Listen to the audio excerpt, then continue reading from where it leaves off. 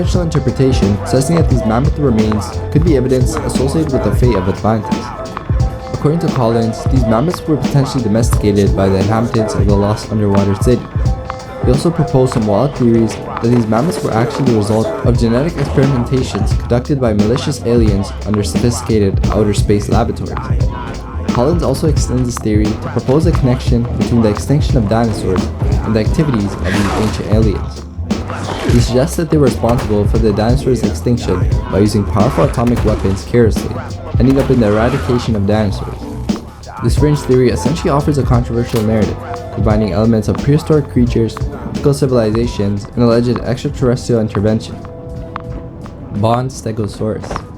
Proposed by an early paleontologist, Bond's portrayal differs significantly from the widely accepted understanding of Stegosaurus. Unlike the traditional image of a four-legged dinosaur with distinct plates on its back and a thagomizer at the tip of its tail, Bond's Stegosaurus depicted the creature in a notably different light. This depiction presented Stegosaurus as a semi-bipedal animal, suggesting a posture more similar to that of a pangolin, an animal known for its armored exterior. In Bond's representation, thagomizer horns, usually found only at the tail's end, were extended along the entire length of his body, creating an unusual and striking appearance. This depiction introduced a novel perspective, but it greatly contrasted with the subsequent and more scientifically grounded reconstructions of Stegosaurus. Bond's Stegosaurus is a noteworthy example of how early interpretations of paleontology sometimes diverged from later, more accurate representations as the field developed and new discoveries were made. Eozoan Canadens. The Eozoan Canadens, initially described by John William Dawson in 1865, was a peculiar finding thought to be a massive shelled protozoan, considered by many as the earliest known life form ever on Earth. The fossils were believed to have been unearthed from limestone blocks, and were deemed a vital discovery in understanding the plank's ancient life form. It was a pretty big deal earning the name the Dawn Animal. However, the interpretation surrounding Eozoan Canadens underwent a great shift in 1894. Further investigation revealed that these structures were not actually traces of ancient life, but were instead formed by recent geological processes. It was determined that these features were not remnants of an ancient organisms, but rather patterns created by the interaction of magma with limestone, a mineral formation known as pseudofossils, like we touched upon before. Spinal catastrophism. Spinal catastrophism is a concept that correlates the evolutionary history of organisms with the structure of the spinal column. This theory suggests that various segments of the spinal column represent different epochs in evolutionary development, mirroring evolutionary events such as mass extinctions. Advocates of this theory propose that different vertebrae along the spine correspond to specific periods in evolutionary history, symbolizing significant milestones or transitions in the species' lineage. Moreover, proponents of the spinal catastrophism, including scholars like Volk and Owen, extend this concept to the skull, considering it as an extension of the spinal column. They interpreted certain highly modified vertebrae as contributing to the formation and structure of the skull. This theory implies that the entire skeletal structure, particularly the spinal column in the skull, encapsulates the evolutionary journey of an organism. Thomas Moynihan's book, titled Spinal Catastrophism, delves into the historical trajectory and development of this theory, tracing its origins, evolution, and the various perspectives behind it. I'll link it down below if anyone is interested in learning more about this theory. Big Paleo. Big Paleo is a phrase used by certain groups, notably creationists and individuals who doubt the existence of dinosaurs, to criticize what they perceive as the intentional concealment or suppressions of evidence related to creationism, the presence of giants, or the existence of living dinosaurs.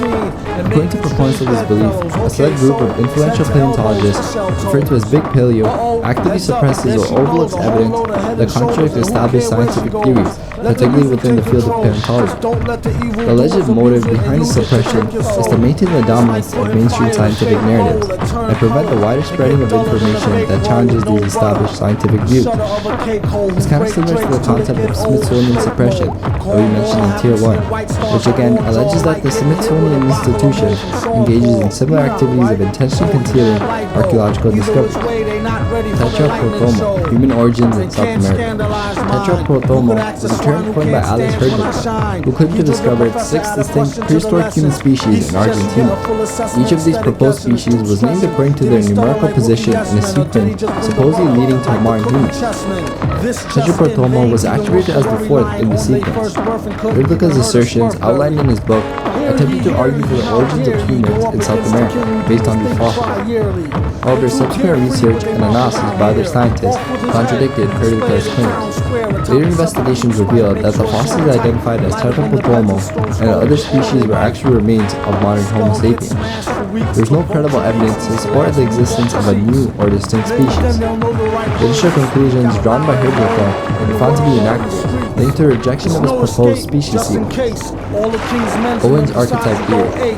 In Richard Owen's 1849 lecture titled On the Nature of Limbs, he proposed the concept of animal archetypes to explain the similarities observed in the limb structures of various vertebrates.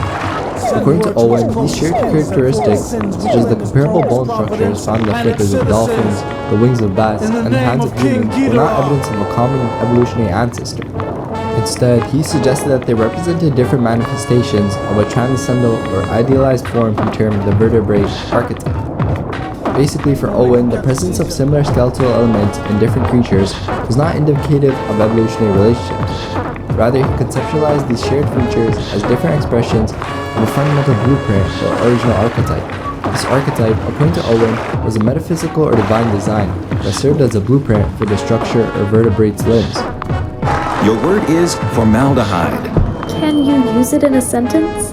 As you're sitting in your basement, you hit your vape, but then your mom walks in, freaks out, and starts listing the toxic chemicals you could be inhaling into your body, like formaldehyde, which she singles out because it's the same chemical used to preserve your Uncle Rico's funky-smelling taxidermied fox. Formaldehyde. Vaping can expose you to toxic chemicals like formaldehyde. No need to spell it out any more than that. Brought to you by the Real Cost and FDA. Emphasizing form over function and the explanation of anatomical similarities among different species. Planet X killed dinosaurs. The Nibiru hypothesis is a speculative idea suggesting that a purported hidden planet named Nibiru, sometimes referred to as Planet X, periodically passes through Earth's orbit within our solar system. According to his theory, as Nibiru approaches, its gravitational effects cause significant disturbances, leading to cataclysmic events such as mass extinctions, including the extinction of dead dinosaurs. This concept draws parallels with other hypotheses, like the Shiva hypothesis and Nemesis, linking celestial events with major extinction events on Earth. However, like the other celestial event theories we touched upon before, this theory remains part of pseudoscientific ideas about Earth's history and cosmic events. Aristotelian petrifying fluid. The Aristotelian theory of petrification fluid was an ancient idea attributed to the Greek philosopher Aristotle, dating back to early observations on the nature and explanation of fossils. In Aristotle's worldview, fossils were mysterious remnants found within rocks and minerals, believed to have been formed through a unique process. He proposed the existence of a mysterious petrifying fluid that had the apparent capability to gradually transform the organic matter of deceased organisms into stone over long periods. This fluid, according to Aristotle's speculation, was responsible for the petrification or lithification of once living creatures, eventually giving rise to the preserved structures that we now know as fossils. Despite its antiquity and eventual impact on early paleontological thinking, this hypothesis, steeped in metaphysical ideas, ultimately proved to be an oversimplified explanation for the complex processes involved in the fossilization of organisms. Nowadays, we know of different processes like mineralization, sedimentation, and tectonic activities occurring over extensive periods to create fossils. Transvillian biota. The Transvillian biota, also known as Gambaniata, are among the oldest multicellular life forms discovered by French geologist Abdulrazak El-Abani in Gabon. They date back approximately 2.1 billion years, marking a significant milestone in the history of life on Earth. These organisms have a peculiar shape resembling two rounded discs with features such as tube structures and petal-like extensions, despite their underwater habitat. Understanding these ancient life forms has proven challenging though, leading to various interpretations. Some scientists suggest that they might resemble seafloor mats akin to algae, while others compare them to slime mold or early ancestors of later Ediacaran creatures with similar appearances. The most intriguing aspect of these creatures lies in their time period isolation. After their apparent extinction, there's an insane gap of 1.5 billion years until the appearance of the next known examples of multicellular life during the Ediacaran period. This separation implies that the Gambaniata might have been unique experiments in early multicellular life that vanished long before their emergence to modern life forms. Marine regression killed dinosaurs. This theory suggests that during the late Cretaceous period, there was a significant drop in global sea levels, causing the exposure of vast portions of the continental shelf. This event led to widespread marine extinctions due to a sudden reduction in underwater habitats. Additionally, this sea level regression likely resulted in sudden climate changes, causing extreme weather conditions such as increased aridity and higher temperatures on land. Some proponents of this theory even argue that these environmental shifts caused by the sea level regression were responsible for the extinction of dinosaurs. The theory is still ongoing though in scientific research, so it follows as more of a fringe theory in this iceberg chart. Archaeopteryx fake, Hoyle. Fred Hoyle, a noted astrophysicist, presented a controversial argument suggesting that the iconic Archaeopteryx fossils were fake. In his book, Hoyle pointed out what he interpreted as cracks, indicating that a bird skeleton had been attached to a dinosaur skeleton, suggesting potential forgery similar to the Piltdown mandibles. This accusation challenged the authenticity of one of the most significant transitional fossils in paleontology, commonly regarded as a critical piece of evidence for the evolutionary link between dinosaurs and birds. Also, Hoyle, in his later works, ventured into more radical ideas, proposing an alternative to evolution. He theorized that organisms underwent rapid mutations caused by viruses that were born in space, instead of gradual evolutionary processes. In this unconventional concept, he suggested that these viruses had facilitated the transformation of dinosaurs into mammals at the end of the Cretaceous period. However, these ideas went against widely accepted scientific understanding and lacked evidence, positioning Hoyle's theories as outliers in the field of evolutionary biology. Leon Margulis' controversial theories. Leon Margulis, a prominent microbiologist, introduced a bunch of scientific theories that were met with skepticism and controversy during her career. Her notable theory, symbiogenesis, or endosymbiotic theory, initially considered fringe science, proposed that complex life forms evolved from the symbiotic merging of three living cells into collaborative communities. Margulis proposed that cell organelles like mitochondria and chloroplasts were once independent organisms that gradually integrated into cells through symbiosis. Additionally, Margulis was an early proponent of the Gaia hypothesis, which suggests that the Earth functions as a self-regulating system. This theory has evolved into mainstream Earth systems theory, contributing to our understanding of the interconnectedness and regulation of Earth systems. However, Margulis faced considerable resistance and criticism for her other unconventional ideas throughout her career, leading her to be seen as a scientific rebel. Later in her career, her views became more controversial. For instance, during the AIDS epidemic, she controversially proposed that the disease was not caused by a virus, but was a misidentified strain of syphilis, a position that contradicted the prevailing scientific consensus.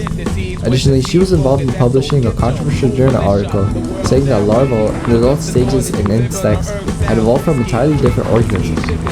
These viewpoints were largely criticized and also considered outliers in the scientific community. Cosmozoa Richter. In 1985, a scientist named Richter introduced an interesting idea known as cosmozoa. This theory proposed that microscopic spores, or protoplasm, existed within cosmic dust, floating through the vastness of the universe. According to Richter, these tiny entities, named cosmozoa, were believed to have seeded Earth during different periods in history. It's kind of like the idea of panspermia, which we talked about before, which suggests that life exists throughout the cosmos and can be distributed between celestial bodies, such as planets via comets, meteorites, or other space debris. Similarly, Cosmozoa proposed that these microscopic life forms traveled through space within cosmic dust and eventually found their way to Earth, potentially contributing to the origin or evolution of life on our planet. This concept was ahead of its time and foreshadowed later ideas in science, such as Fred Hoyle's space virus theory, which also proposed that life's origins might have cosmic connections. While Richter's theory of Cosmozoa was definitely interesting, scientific understanding and evidence regarding the origin of life have evolved a bunch since then. Sauropod trunk. The concept of sauropods, the super long-necked dinosaurs like Brachiosaurus, having a proboscis or trunk similar to modern elephants or tapirs, is an idea proposed by some paleontologists. This hypothesis stems from observations of certain features in the cranial or head anatomy of some sauropods. Evidence suggesting the possibility of a trunk-like structure in sauropods comes from the nostrils located on the top of their skulls. These nostrils are placed higher up on their head compared to most other dinosaurs, similar to the positioning of nostrils in elephants and tapirs, which have trunks. Additionally, some sauropods possess elongated, downward curving teeth, that might have been used for grasping or plucking vegetation, hinting at a potential function similar to what a trunk would serve. The absence of direct fossil evidence for such a soft tissue structure makes this idea speculative. Soft tissues like trunks, rarely fossilized, leaving scientists to rely on clues from bones and other cranial features to basically make educated guesses. Martian paleontology.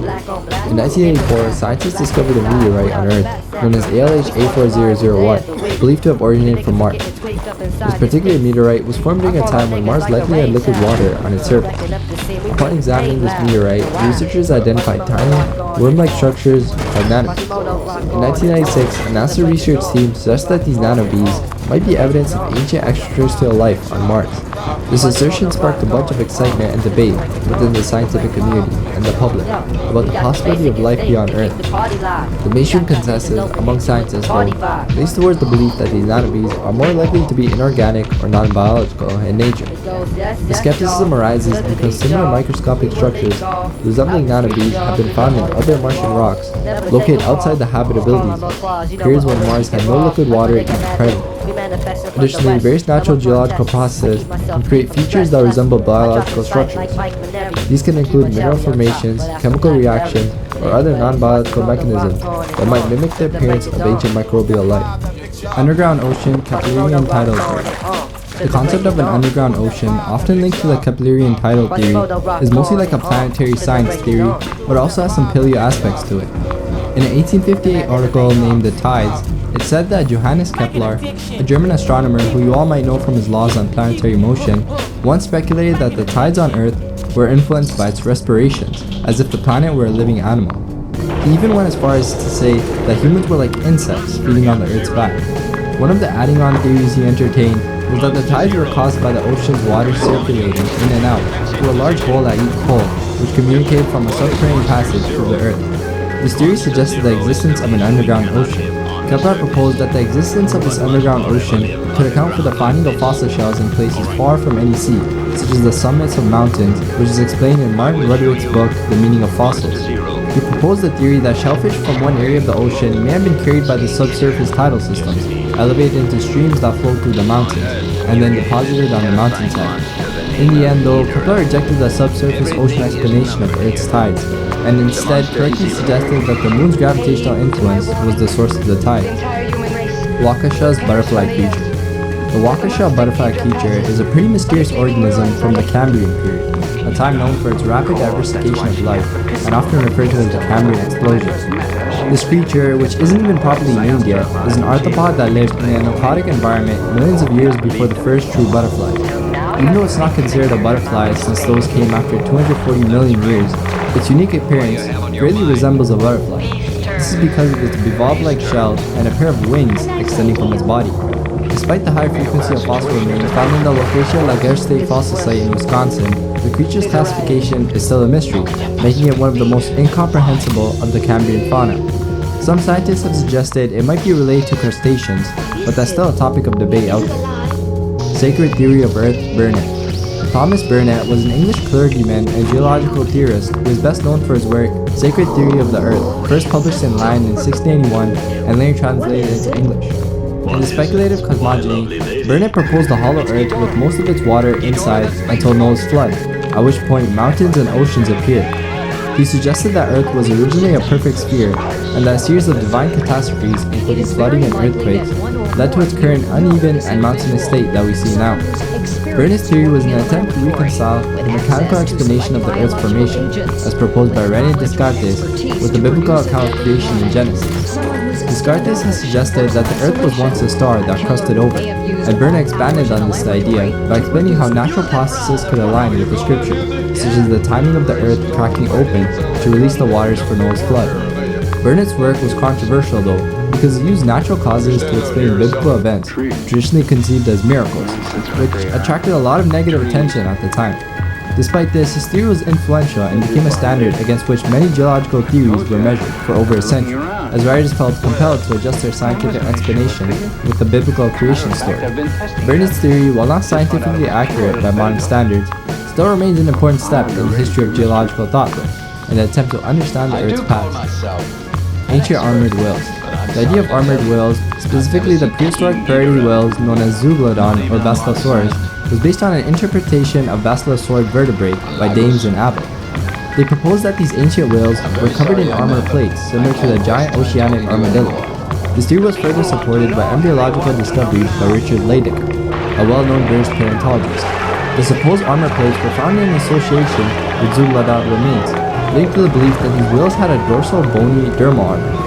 This theory sparked debates about why ancient whales had been covered in armor, and was incorporated into many discussions about Basilosaurus. However, these armor fossils were later debunked by Frederick A. Lucas in 1902, who identified them as misidentified leatherback turtle remains. Despite this, references to the armored stage in whale evolution still persisted up to the 1950s. Also, Bernard Heuvelmans, often referred to as the father of cryptozoology, suggested that a relic armor-plated Zeuglodon could have been the identity of many finned sea serpent eggs.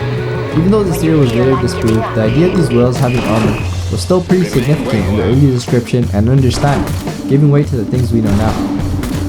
M. fragilimus rumors. The story of Amphicolaeus fragilimus is a pretty controversial chapter in paleontology.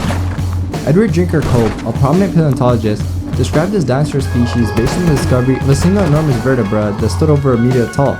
According to Cope's description, this vertebra suggested the existence of an exceptionally large sauropod, potentially the biggest one ever known.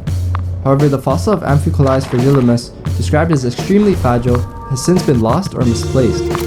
This loss of the fossil has caused some skepticism and debate about the existence and size of the dinosaur. Many researchers question whether the species even exists or not, or if Cope may have exaggerated its size based on limited evidence. Controversy surrounding Amphicolaeus fragilimus mostly comes from the lack of fossil evidence, though beyond Cope's initial description and a single drawing. The drawing has been scrutinized extensively by paleontologists, with various interpretations and analysis arguing both for and against the dinosaur's massive size. Kenneth Carpenter, among others, has advocated for the accuracy of Cope's original dimensions, supporting the idea that the sauropod could have been one of the largest ever known based on Cope's descriptions. Pennine Ghost Pterodactyl. The legend of the Pennine Ghost Pterodactyl came from reported sightings of a large, pterosaurus-like creature in the Pennine Hills region of West Yorkshire in 1982. Witnesses claim to have seen a mysterious, ghostly presence resembling a giant pterodactyl flying in the area. According to the accounts, the creature was described as wispy and translucent, giving an ethereal or ghost-like appearance. One of the witnesses, Mike Priestley, managed to capture a photograph of the alleged creature.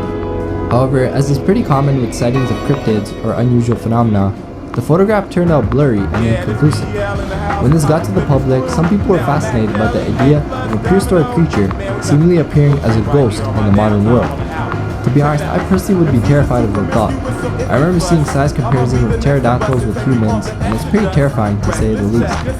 However, the lack of concrete evidence, along with the blurry photograph and the nature of the reports, led most scientists and experts to regard the sightings as unsubstantiated and likely a result of misidentification, hoaxes, or optical illusions. Like other cryptid tales out there, it's still pretty much a mystery. Bad eyesight killed dinosaurs. Prof. The hypothesis proposed by ophthalmologist L.R. Croft in 1982 regarding the end Cretaceous extinction event links it to poor eyesight in dinosaurs. Croft suggested that global warming led to widespread cataracts in dinosaurs, ultimately resulting in their extinction. He theorized that many dinosaurs, including species like ceratopsians, attempted to protect their eyes from the intense sunlight by developing horns and crests. However, these adaptations were ineffective in shielding their eyes from the damaging effects of the sun, leading to vision impairment. Croft imagined a scenario where dinosaurs gradually became blind as they matured, with the majority losing their vision before reaching sexual maturity. This idea, though, is highly speculative and hasn't really gained traction within the scientific community.